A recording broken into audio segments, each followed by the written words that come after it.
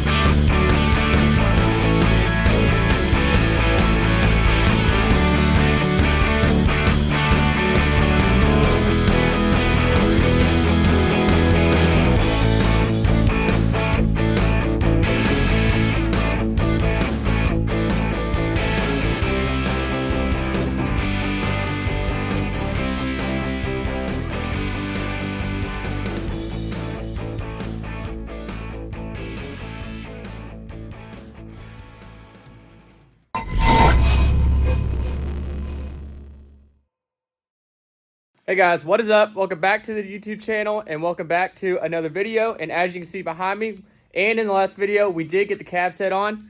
So here it is right here.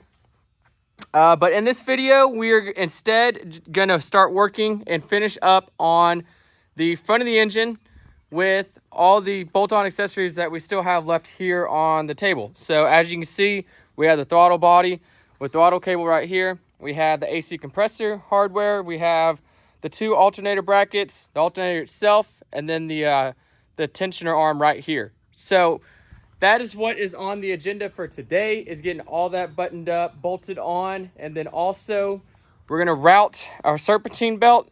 So all the accessories on the front of the engine, everything is fully 100% completed. So with everything basically bolted on the front of the engine that we need, that would give us a good point to where we are now able to start hooking up the ECM and the engine harness itself, and you know, wrapping around the front of the engine and plugging into all of the spots and accessories that it plugs into.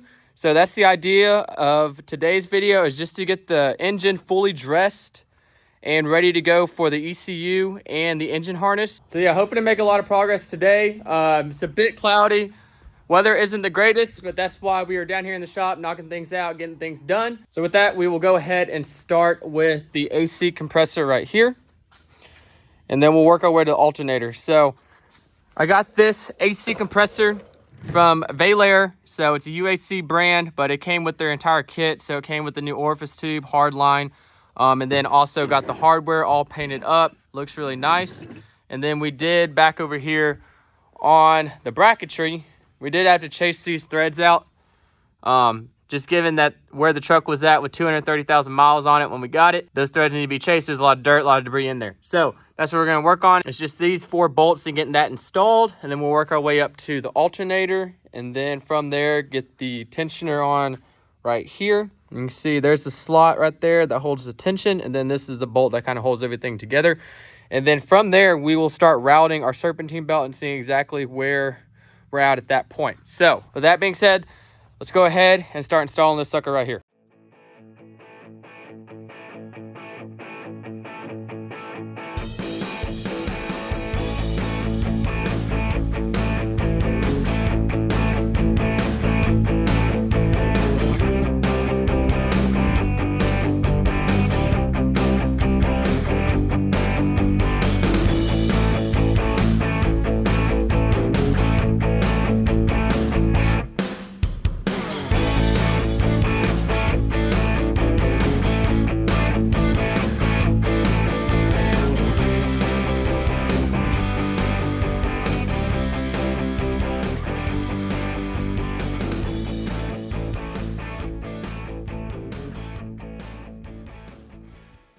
And just like that, we do have the AC compressor bolted on. You can kind of see it right here. Pretty simple install. Just 4 bolts, 1, 2, and then you have to go through that point of access right here. You can see the bolt head right there by my fingertip, and then same thing right there. So looking at it, clean install, everything's lining up, the pulley and then the water pump. And so now we're going to get into the alternator, which is just going to be a quick bolt on. It's kind of a 2-step process. You kind of bolt the bottom of the alternator here, and then you have a bracket hanging off the side of the head, and then you have another bracket that wraps around to the top of your alternator for your 3rd point of contact. And then we will go ahead and get the throttle body housing bolted on, 3 bolts right here. That also has another connection point for the engine harness. But with that being said, let's jump into getting the alternator bolted on. Yeah, for the alternator, we'll go ahead and start with this piece. This piece just bolts on the side of the head like this. And then this piece bolts like that right here. And then this short little piece will bolt to this point on the alternator. And then this right here on the alternator actually bolts back onto another part of that cooling bracket. So, and then this is all the hardware. This is that bigger one that will bolt all the way through back here. And then we have the smaller one that runs through here. And then this bolt right here. So we had to source some hardware for it because what came with the truck was not anywhere near adequate enough to support that. And then these are the factory bolts that came off this bracket. So we'll go ahead and get this one all mounted up, and then we'll start piecing this one together, and I'll put you back on time lapse.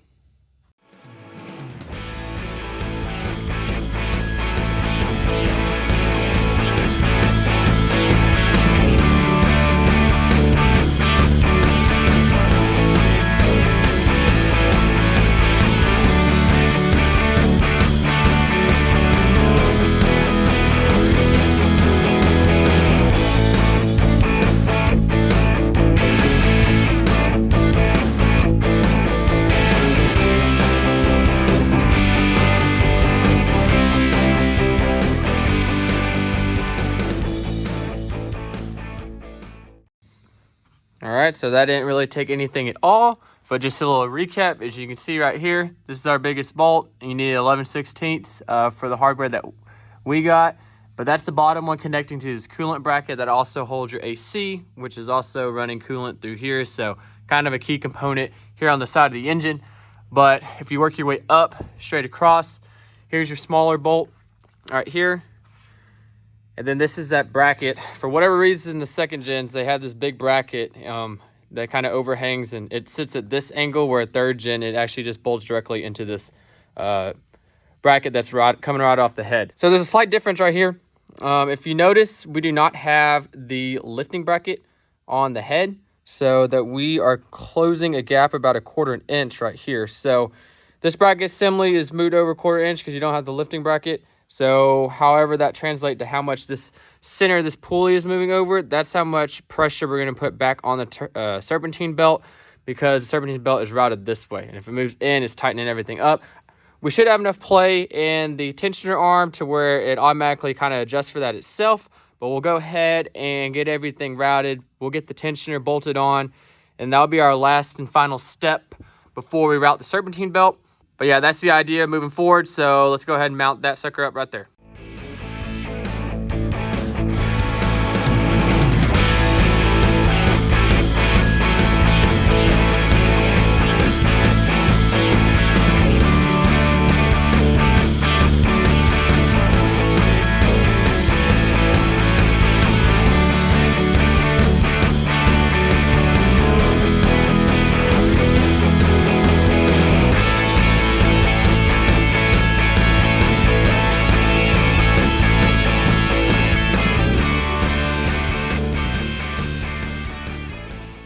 All right, here's our serpentine belt. And so the routing of this is the easiest way to think about it is just start from the very top.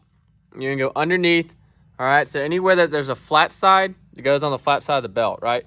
And so you're gonna go underneath, and then this is ribbed. So the rib portion of the belt's gonna go over that. This is ribbed, so it's gonna come straight down. And then from here, you go to your tensioner, which is flat side. So the back side of the belt is going to sit like that. And then you're going to go back underneath your AC compressor and then go straight back up to your alternator. So, and then super easy to get it on because you don't have the front clip of the truck. You don't have any fenders. So this should be pretty easy to knock out. And then from there, we'll bolt up the throttle body and then that'll be it. But let's go ahead and get this serpentine belt knocked out.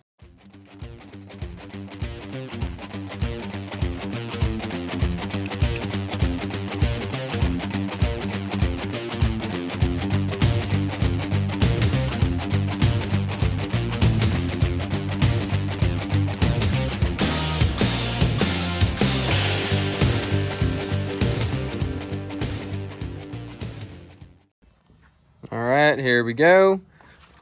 Simple, easy, effective, but everything now on the engine that needs to spin will spin. That is not gear driven back inside the case right here. So AC compressor, tensioner to tighten the belt up. We got our fluid damper right here, fan pulley, water pump, and alternator. So we are doing good. So last bolt on that we're gonna do today in this video is gonna be knocking out throttle body. So that's just 3 bolts. We can go ahead and take a look at it over here. It was sitting over on the table right here. So here it is. So I took it all apart last night, cleaned it up, painted it, and then kind of see where it's at. So it's gonna be clean, gloss black. We'll match the rest of the paint scheme on the truck. And then just 3 bolts holding that on. We'll get this throttle cable routed to the cab and go from there.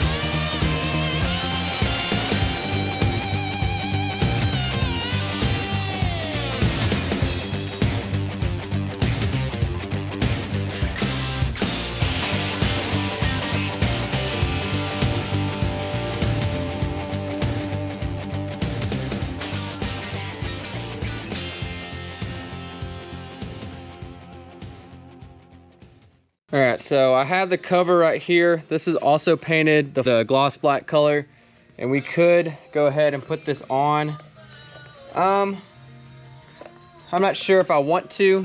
I mean, it fits right there. Everything's covered and it would paint match, but I don't know yet. I kind of like the openness. This is all cleaned up really good. I can probably hit it again with some cleaner, but I don't know. Y'all let me know in the comments if I should put the cover on or leave it off. I will let y'all decide on that one.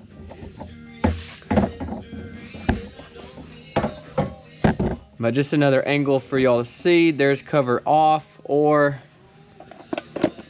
basically cover on.